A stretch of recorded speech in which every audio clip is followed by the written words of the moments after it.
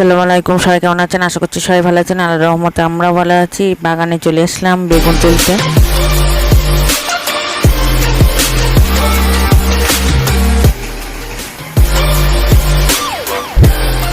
দেখেন গাছের বেগুন হয়েছে, মাশাআল্লাহ বেগুন তুলছে। আর ইফতারে তো বেগুনি না হলেই চলে না, তো দুটো বেগুন তুললাম। বেগুনগুলো কেটে অল্প হালকা লবণ মাখিয়ে রেখে দিয়ে, অনেকের বেগুনের ভিতরে বেগুনের চপ করলে ভিতরে কাঁচা কাঁচা থাকে, তো ও 100 বেসম, আদা, রসুন গুঁড়ো, ঝালের গুঁড়ো, হলুদ, লবণ দিয়ে আর আমার বাড়িতে তৈরি করা গরম মশলার গুঁড়ো, তা আপনারা চাইলে প্যাকেট গুঁড়ো দিতে পারেন। তো এবার পাতলা একটা ব্যাটার, বিশাল পাতলা না আর বিশাল ঘন না, একটা ব্যাটার দিতে হবে।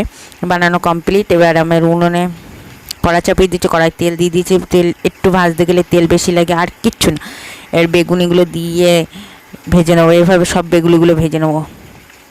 দেখেন মাশাআল্লাহ টোপা টোপা করে কী সুন্দর ফুলছে। আর আমার ছেলে বেগুনির চপ খেতে এত পছন্দ করে, এত ভালো, মানে গরম গরম খাবে, কিন্তু ঠান্ডা হয়ে গেলে খেতে চায় না। আর দেখেন এইভাবে সবগুলি ভেজে নিচ্ছি। আর গাছের বেগুন আর ইফতারে, আর দেখতে দেখতে তো রোজা শেষ হয়ে গিয়েছে। তো ইফতারে কে কে কেমন খান কমেন্ট করবেন। এ দেখেন এইভাবে।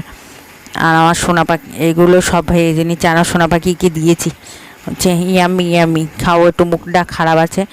তো এইভাবে ট্রাই করবেন, মাশাআল্লাহ সুন্দর হয়েছে, আমার একদম মচমচে ক্রাঞ্চি।